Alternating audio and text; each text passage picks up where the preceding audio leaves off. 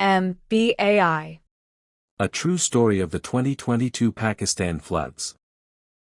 Segment 1, an unexpected beginning. In June 2022, heavy rains began pouring down on Pakistan, but these weren't ordinary rains.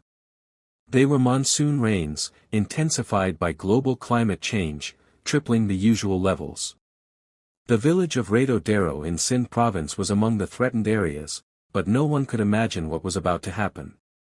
Farmers noticed something strange: the land was no longer absorbing water like before, and the clouds didn't disappear for days.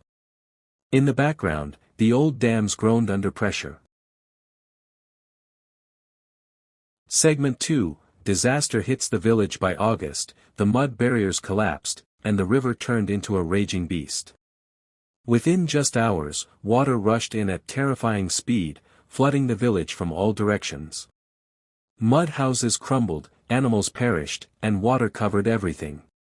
In some areas, the water reached depths of 3 meters. Around 33 million people were affected across Pakistan, but this village was among the first victims. Phones stopped working, and people screamed in the darkness. Segment 3, the suffering of internally displaced people. Families fled to bridges and high ground. Some spent 5 days without food. Diseases spread: cholera, malaria, and dengue fever. Pregnant women found no hospitals, and children cried from hunger. In some camps, entire families died due to cold and contaminated water. The United Nations declared it a historic climate catastrophe. Yet, in the middle of this darkness, a story of hope began to unfold. Segment 4, Ilyas, a hero from the mud and water. Ilyas, a 13-year-old boy, lost his home and all his belongings, but not his courage. He gathered pots and barrels and turned them into a simple boat using old ropes. He started rescuing his neighbors, one by one: elderly people, children, even animals. He saved more than 25 people in just 3 days. A local journalist filmed him, and his story went global.